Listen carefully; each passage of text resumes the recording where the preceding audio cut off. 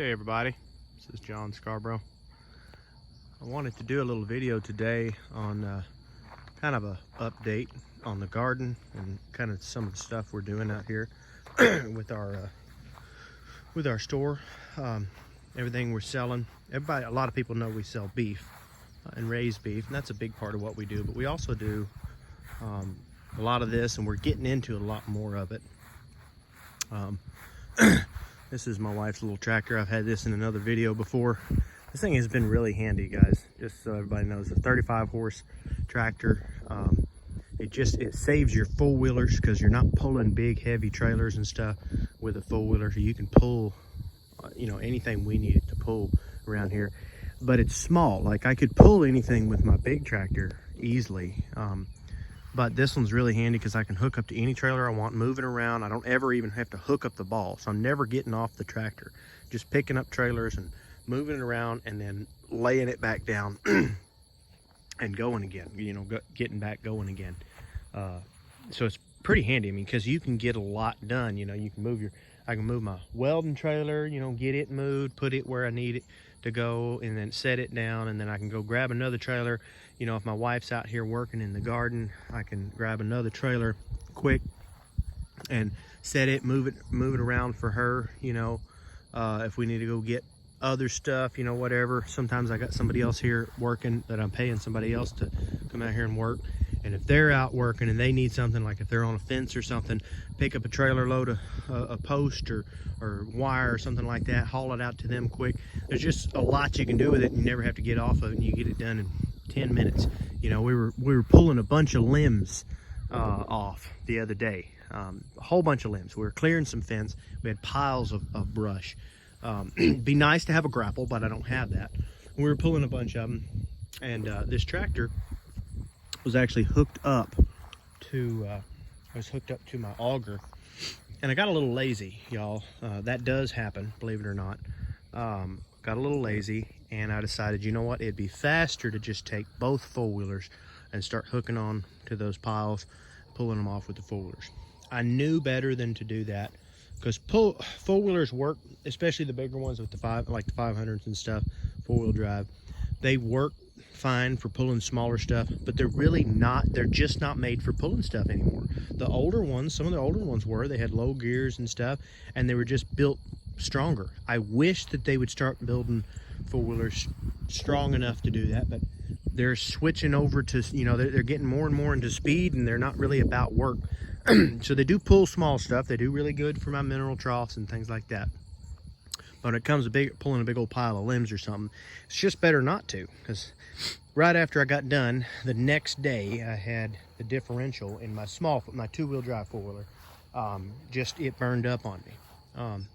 Now, my hand was driving it, and it's possible he did something to tear it up.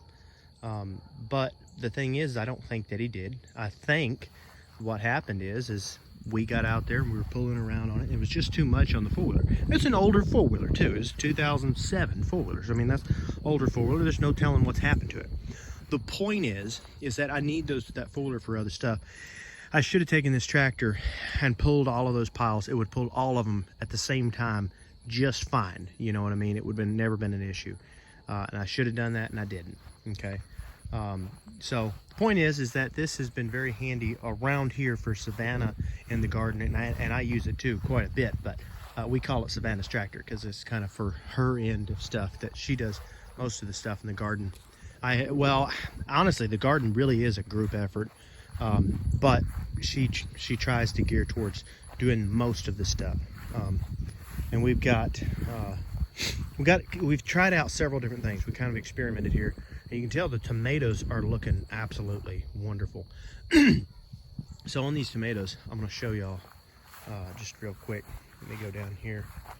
Show y'all on the ground.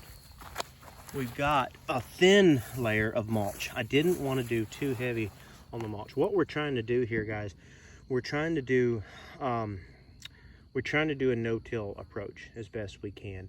I do have a tiller sitting behind me. Y'all probably saw it already. You will see it again, because I'm not 100% against tilling, but I do see a lot of benefit in no-till.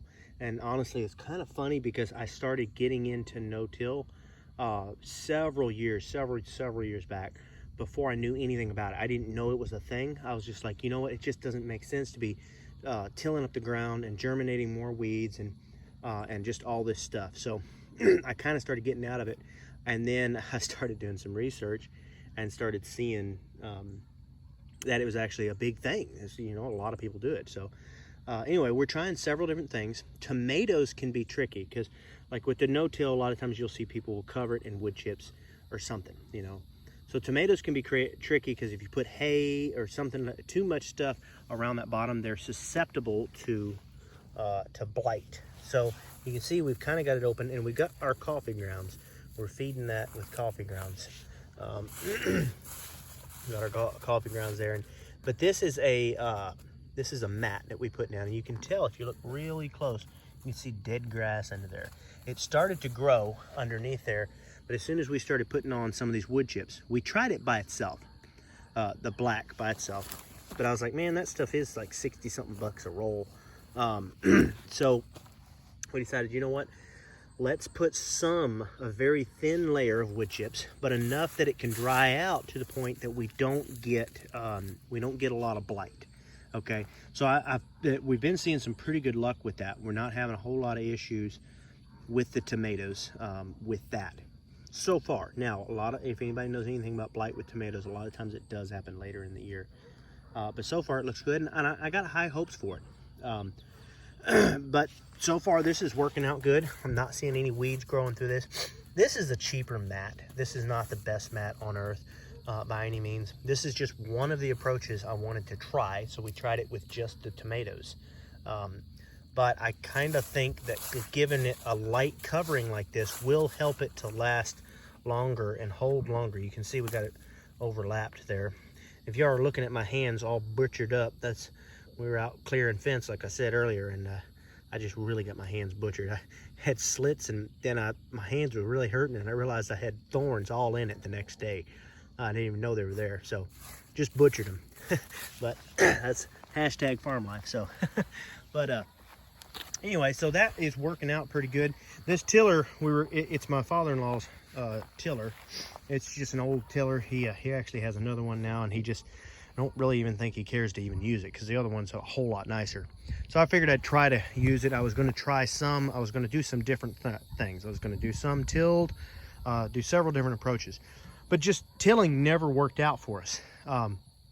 It just didn't work. We were planning several different things. You can see this. I mean, when I was trying to get these cables rigged up, because we tried to order cables for it, and they didn't send us all the right parts and everything, and it was just getting too late. So we finally just improvised. So we were already planning a no-till approach.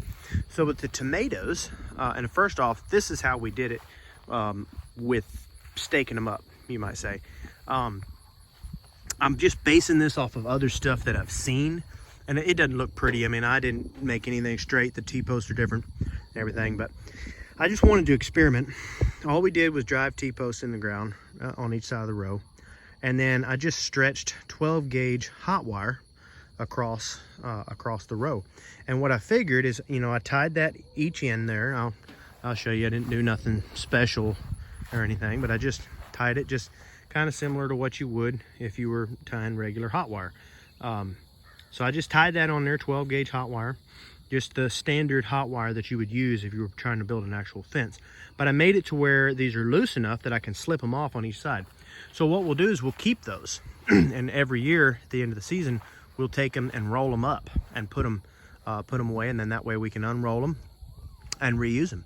So I could make up as many as I want. I'm not wasting anything. I'm not redoing them here. That's just some old hot wire we took off of a piece of lease property that we're using for quite a while, and then we quit using that piece of land. The landowner decided he wanted to raise his own cows. So we had the agreement is that all the fences and stuff was ours. So we rolled that up, and that's just kind of some extra that we have now. But anyway, so that actually is working pretty good. Now there's a sag in there pretty good. I wonder if I'm not gonna have to end up with another T-post across the top or something. I'm not sure yet, but so far the idea is working quite well. I'm actually quite pleased with it. And so far, all of this down here with the cloth is working good. What we did, since we couldn't till and we planted straight into the bare dirt, I just took a post hole digger and I dug a hole. Of course, my wife had already planted these indoors, and we planted them indoors right there where we do the microgreens, and we planted them from seed and sprouted them and got them growing, and they were in probably about a 6-inch pot. So we took the post hole digger and dug a post hole right there, and then put that down in that pot, and then, you know, dug all those holes. And then after we dug the hole, then we unrolled that and then cut a slit in it, cut like a little X in there, and we could drop our plant down in there. And actually, I was blown away at how well it worked. The tomatoes are thriving, you know, they're doing well. We were going to fill up this other half with something of the row. What we're doing here is little 24 by 24 plots is what we're doing. And I'll talk more about that in just a minute. But we were going to fill up the rest of this one, and we just never got to it. Just didn't happen. So we may do some stuff in some pots and put that in there. But well pleased with everything that worked out with these tomatoes so far. With the mat that we did under there, I don't know how long it's going to last, like I said, but I am pleased with it. And then with the wood chips that we're using there, I'm pleased with that so far. Like I said, we didn't put a lot there, but it's working really well, and we're not having zero issues with weeds in here so far. So we'll see. We did finally get some wood chips. It took forever for us to find wood chips because we don't, you know, you see these YouTube videos and stuff. A lot of people talk about, oh, well, you can just get wood chips and you do this and stuff. A lot of people that do gardens and do a lot of the stuff that I'm doing, they're actually on smaller scales and they live closer to town. So it's much easier for them to get this stuff for free. So there's something you got to think about. Like for us, we live 25 minutes from Ruston, you know, so most of the free resources and stuff come from in town, you know, like somebody to chip up all this stuff or something. So it took us quite a while to get this, but we kept the word out, and we finally found a guy that actually lives near us, and he was hauling wood chips off for somebody, getting paid to haul wood chips off for somebody. That was actually, they ground stumps up in their yard. So we actually got a lot of really good topsoil all mixed in with it. But then lots of good big chunks of wood shavings. So I appreciated that. That worked out good. We're going to use some of that as well. But we did end up getting those. It just took a while. Primarily, originally, what I wanted to do was mostly wood chips. I wanted rows that were covered in wood chips. Okay. And that didn't work out, you know what? So I wanted to actually cover my 20, let's see, they're 24 by 24. They're actually 24 by 23 and 6 or something like that. And I don't remember the reason for that, but there was a reason. Something that we did just didn't work on 24 by 24. It worked with 24 by 23 and a half. So that's what we did, and it works good. But basically it's 24 by 24. And you can see we left a 4-foot row right between everything. So there's like an X going through everything. It's like if I looked over it, it would look like a grid, okay? And the reason for that is our riding mower is, the deck is 4 foot. So basically we just did it the width of our riding mower deck. If we would have had a 6-foot deck or a 5-foot deck or whatever, we probably would have done that.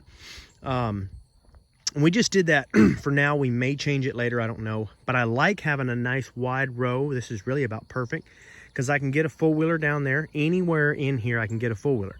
In any bed I can get a four-wheeler and harvest. We can get our, we fertilize with chicken litter and coffee grounds. Coffee grounds we do get in town as well. Really happy to have that resource. There's a local coffee shop called PJ's Coffee in town.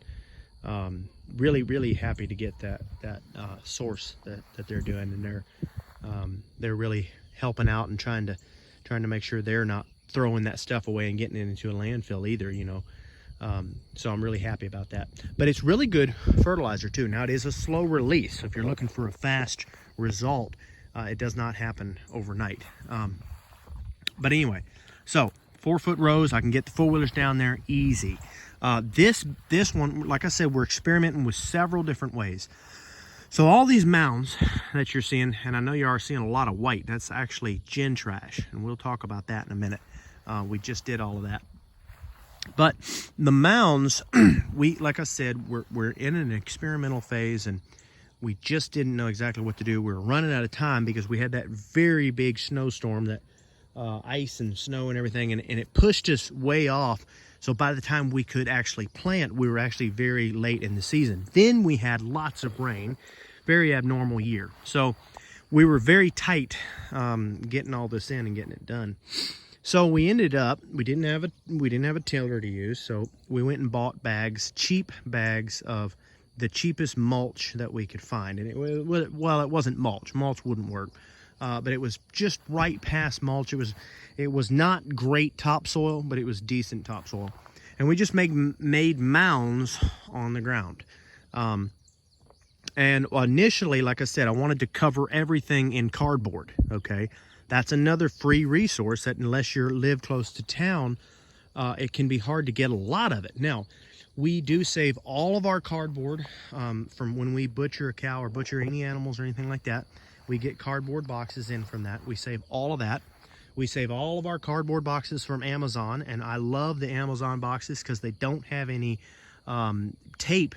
All their tape is a cardboard tape, or at least so far that I've seen. So you don't have to worry about tearing the tape off. The whole thing will decompose, and I just love it. It's great. So we save all that we can, and every now and then we can go to a store and get some. We get some bulk stuff in the store. We'll get watermelon boxes, those big old boxes you see in the store in Walmart or Super One. And you'll see those in there, and those are watermelon boxes. Those things work excellent. They're super thick. They will last you a long time, and that's what we did with our garlic. But you run through a lot of cardboard, okay? So we use that up on our garlic.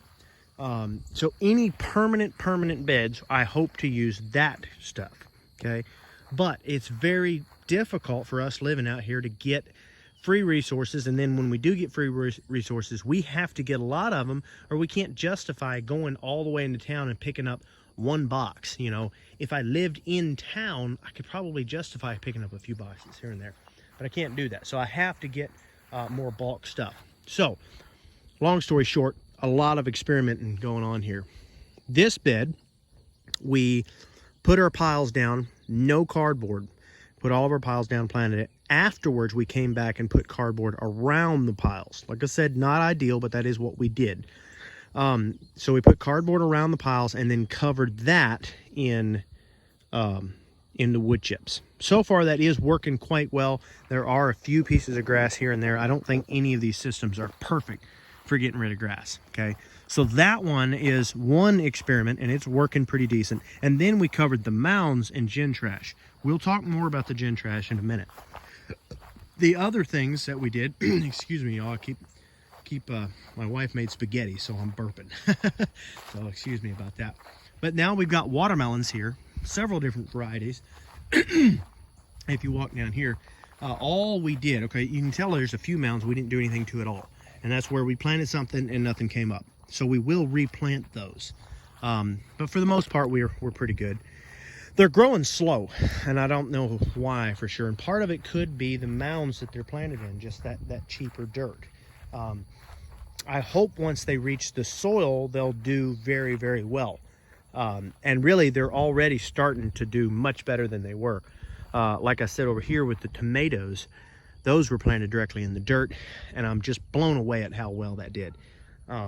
Especially without tilling it or nothing. I mean, just post hole. You know, we took a post hole digger and took one hole out and planted it right in, and that's just working great. So I will definitely be keeping that in the back of my mind.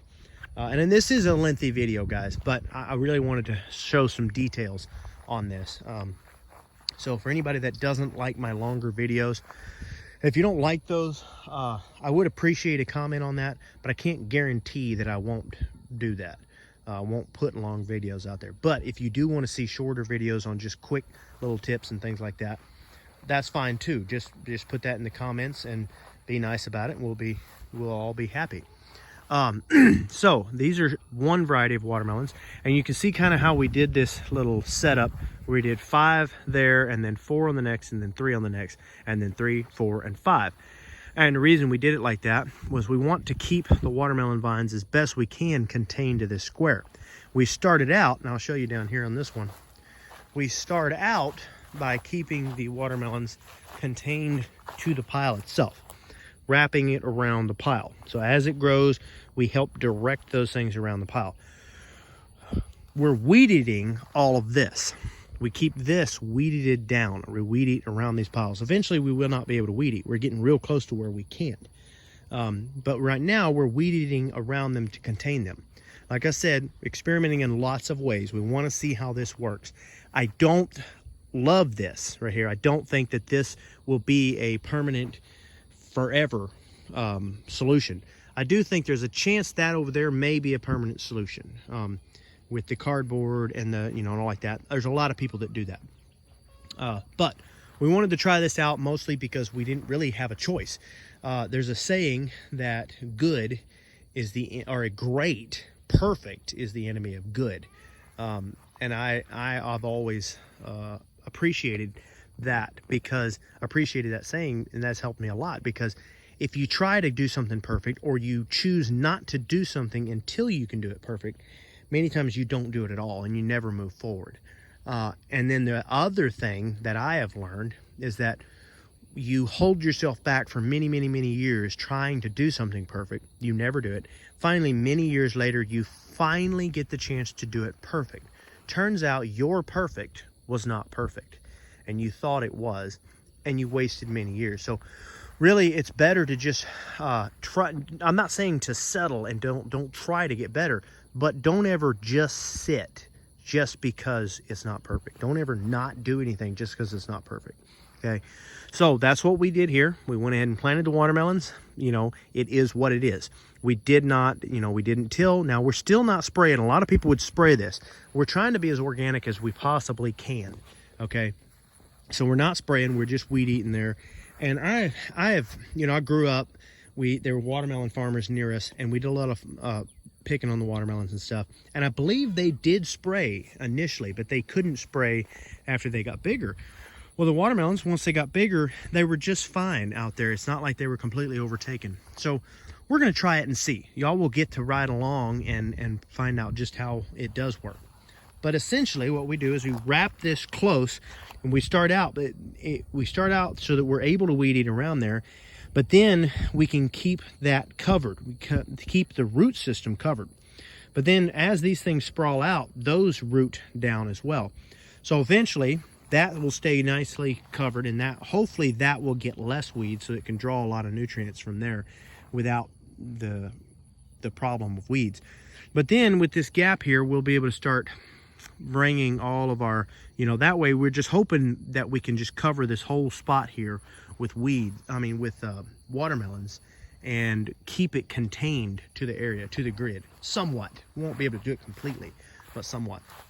And then we have other watermelons down here, a couple different varieties. Just this last row right here, and you can see there's one that didn't make it at all, but this last row, I don't remember what they're called. I know we have some Jubilees and some other different watermelons, but this last row is some very large watermelons that are growing there. And there's already a few, you can see one right there, that are starting to make. So hopefully those will do good. And then down here we got 2 rows, and I think it's 4 different varieties, or 2 grids, I'll say it like that, 2 squares, and 4 different varieties of cantaloupe. So we're hoping that those will do well as well. Okay, so now let's talk about the gin trash. So the gin trash, this is kind of an idea I've had for a while, because a lot of people know that gin trash is, some people will feed it to their cows. A lot of people feed it to their cows. And then some people know that it's actually good for the soil as well. Well, I've never seen anybody put it in their garden. Here recently, after I started doing this, I started seeing other people do it. I don't think it was because of me. I think it's just I didn't notice anybody else doing it. But whatever the case may be, I never thought about doing this. And then this year I got to thinking, this has got a lot of nutritional value to it. I actually got this. This was leftover from some of the stuff my father-in-law had. But anyway, so I decided, you know what, we're gonna try covering it as kind of a mulch and a weed block. And hopefully it will kind of act as somewhat of a fertilizer. Well, that is our eggplant over there. And that was what we did it in first. And that stuff has just done phenomenal. I mean, just absolutely phenomenal. Much better than any of the other stuff that we've done here. And it may not have anything to do with the Gen Trash. But after I did that and I realized how good that was, you know what? I said, you know what? We're going to put some Gen Trash around all this other stuff because we've got it. So that's what we've done. We've just done it here recently. So, you know, we should see in a week or so if it helps boost all of this. But it was kind of just a way to help block the weeds and things like that. But it is partly a slow release fertilizer, and it has all sorts of different good things for the microbes and all like that will slowly break down into that. So this is kind of where the Gen Trash thing started, and we'll talk more about this. This was one of our more successful ones we were able to do closer to the way we wanted to. We actually were able to completely cover the whole thing in cardboard. Now, it was not the cardboard that I wanted because that cardboard is seasonal, okay? But we were able to do that. But that was a lot of boxes, guys. So that was a lot of boxes just to go over this one spot. So very difficult to get all the boxes that we need. After we live here on this property for a while and we've been here and we build up and all like that, and we can actually start to collect and just store a little at a time and actually store those boxes, we should be able to move forward much easier. But right now it's hard to get all those resources overnight. So we actually did this one. We experimented a little bit differently on this one as well. We covered the entire thing in cardboard, and then we used this is eggplant. Eggplant actually likes slightly acidic, not terribly acidic, but slightly acidic soil. So I got to thinking, you know what? We use for our microgreens, we use a lot of it's a peat-based, so peat moss-based dirt. And a lot of people talk about how they don't think that it's regenerative. They think it's bad to do that. They think that you should be using like a coconut stuff or something like that. They think it's more, you know, and partly because it does not break down as quickly as what they're saying and things like that. But I have seen it do quite well in our compost piles, pretty decent. But this it's slightly acidic. Okay, well, this stuff likes acidic soil.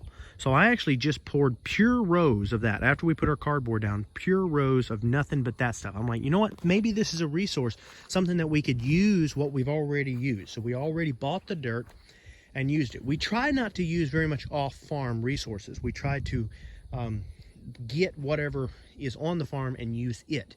But every now and then with stuff like the microgreens, we have to get off-farm peat moss because we don't have peat moss here. But if I do get something off farm, I want to be able to use it as much as possible. So once it's been spent, once we've used it in those trays, we can dump it over here at kind of our makeshift spot over there. This is a mess right here. I know it's not perfect. It's an imperfect system that hopefully will end up being a better system and it won't look so bad. But it is kind of a mess. But it is what it is until we can get it better. But that right there, that first one there you see on that far side is where we put all of our spent peat-based material. Okay, so it's basically just peat moss is pretty much what it is. Okay, so we put pure peat moss in all of these rows, planted that in the pure peat moss. Okay. That has done absolutely phenomenal. So we did not plant that in the bare dirt. We just planted it in the peat moss. So as you can see, this stuff we planted into something else and it has not done as well. It is starting to do better, and I believe it's going to get a lot better once now that it's touching its root to the actual soil. And the tomatoes, we planted it into the bare soil, and that did absolutely very good. But this stuff, before it ever even had a chance to touch his root to the bare soil, it blew up and did absolutely phenomenal. So I think that it really did have a lot to do with that. It was a good pH for it. So I really like that. That's promising to me that a resource that we can reuse. And rather than just not really knowing what to do with it, we can kind of compost it here and there, mix it with our other topsoils. But you have to be careful because it's higher in pH, or lower in pH is what I mean to say. It's acidic. But in here, it's perfect. It is the perfect pH for eggplant. So it's really good for us because we're able to reuse that resource. So then afterwards, we took and covered those mounds in this right here. So we kind of did a modified method here. We did the same thing we did with the tomatoes, but yet we also made mounds here, or rows is essentially what we did. Covered it with that, and that's working pretty good too. But then we covered this in, so we've got cardboard here as well in this bed. We've got cardboard on the very bottom. I'm pretty proud of this bed. And then we put this down right here, and then we, and then we put this gin trash over that. And so I do think that the gin trash had a lot to do with it too. I think it's all good for it. It's all in the good. And you can tell there's a few weeds here and there growing up because we did not put that in the middle of the rows, but instead we put just pure gin trash and cardboard down.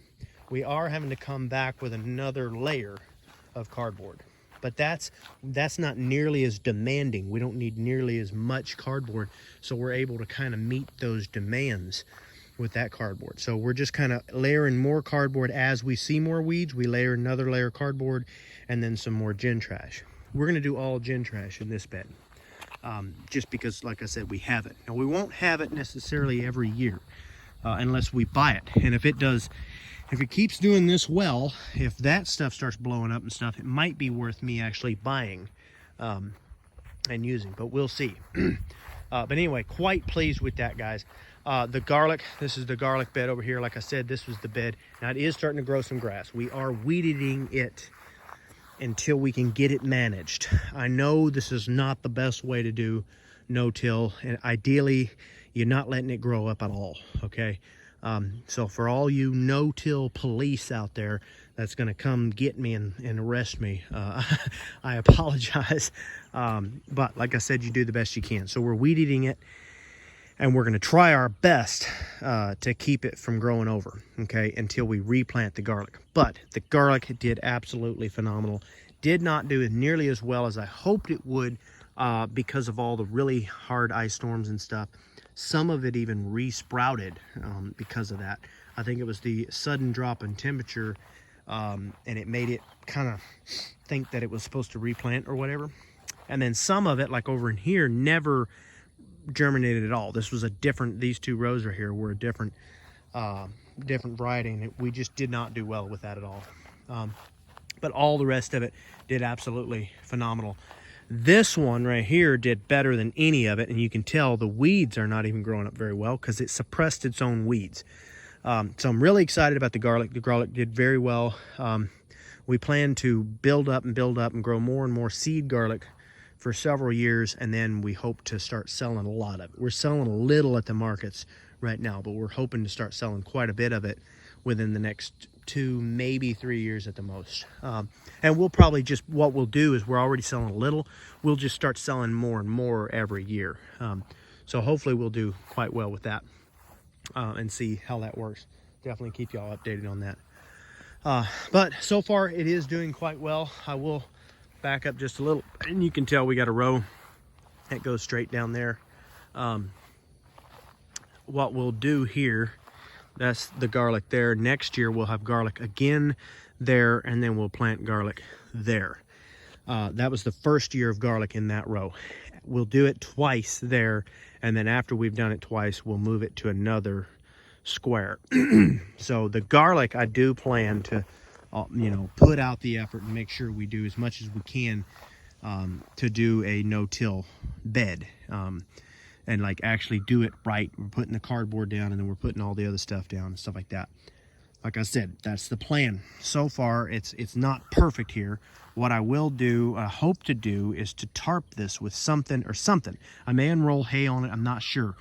This time of year, if I unroll hay on it, it will end up covered in grass. Again, I'll basically just be planting grass. So short of tarping it, or possibly recovering it in cardboard or something. I'm not real sure. I want to be able to continue to use this soil because this was more of a high dollar soil.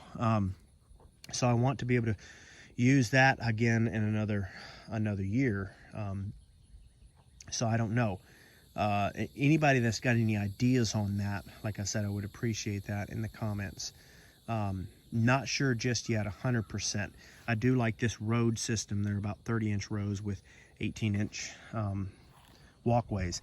I do like that pretty good. You wouldn't want to do that over a large area, which is why we got a nice little drive right there. But it works pretty good. I also, since we're trying to do things as organically as possible, we're trying to keep from having monocrops as much as possible. But you can tell we still have separations in our beds. So they are still kind of monocrops. But we're trying to do stuff like mixing certain herbs and things like that. We're experimental, putting the little cinder blocks there, planting different things that will help with that. But then we're also doing, like, we'll plant herbs in pots and strategically place them throughout the gardens and stuff like that. And then having the garlic growing period, I think, will help as well, just with bugs and things like that. Because when you have a monocrop, too big of a monocrop especially, but then even having the peach trees and stuff and the other trees in the back will help too. Because too big of a monocrop will actually, the pest will be flying over and they'll actually smell.